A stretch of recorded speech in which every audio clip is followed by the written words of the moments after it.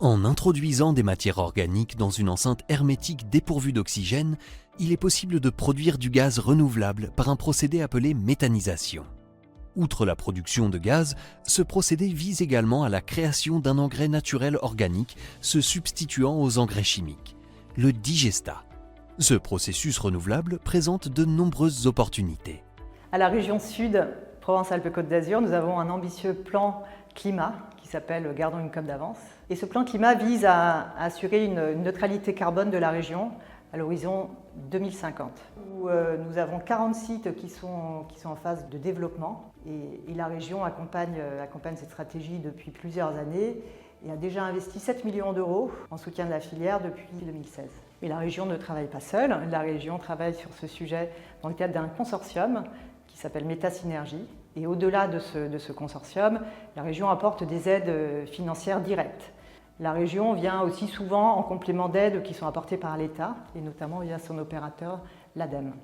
Métasynergie est un consortium qui s'est construit en région Provence-Alpes-Côte d'Azur, visant à faire émerger et accompagner des projets de méthanisation. Il s'articule autour de 3 axes. Structurer et fédérer la filière méthanisation pour coordonner et faire entendre ses besoins. Accompagner et outiller les porteurs de projets et les territoires pour faciliter l'émergence des projets. Former et sensibiliser afin d'améliorer les connaissances des porteurs de projets de méthanisation. La réussite et la cohérence d'un projet de méthanisation s'articulent autour de 5 facteurs clés et 3 facteurs transversaux. Il est nécessaire d'avoir une ressource organique qui soit mobilisable, quantifiée et sécurisée. La valorisation énergétique du biogaz produit est la clé de voûte pour assurer un bon équilibre économique. Le digestat, coproduit de la méthanisation, présente un double intérêt agronomique en contribuant au stock de carbone dans les sols et en apportant des éléments minéraux nécessaires à la croissance des cultures. Une gouvernance performante permet d'assurer le bon pilotage du projet en identifiant les rôles, compétences et responsabilités de chaque partie prenante. Enfin, le site d'implantation doit être judicieusement choisi. Les unités doivent être idéalement positionnées au plus près des débouchés énergétiques et au cœur du périmètre d'approvisionnement. En plus des exigences réglementaires, l'intégration paysagère représente un levier important pour une meilleure acceptation des riverains. En plus de ces 5 facteurs clés de réussite, il existe 3 facteurs transversaux indispensables à prendre en compte. Une bonne appropriation locale passe par une communication régulière et tout au long du projet pour répondre aux interrogations ou craintes des riverains. Le rôle des collectivités et leurs élus est essentiel car ils connaissent les enjeux et besoins du territoire. Il est nécessaire, le cas échéant, de s'entourer de spécialistes pour l'accompagnement tout au long du projet. La résultante des 5 facteurs clés de réussite est l'équilibre financier. Le bon équilibre entre les recettes issues principalement de la vente de l'énergie produite et les coûts de fonctionnement et d'approvisionnement devra être anticipé. Il existe 6 grandes étapes pour mener à bien un projet de méthanisation. La phase de réflexion. Métasynergie accompagne les porteurs de projets afin qu'ils perfectionnent leurs connaissances autour de la méthanisation grâce à des visites sur site ou encore à la mise à disposition de livres blancs pour affiner leur projet. Vient ensuite la phase de pré-diagnostic. Le consortium va produire un diagnostic d'opportunité permettant de valider la pertinence du projet au regard des facteurs clés de réussite. L'étude de faisabilité et de contexte vont être menées par des bureaux d'études spécialisés.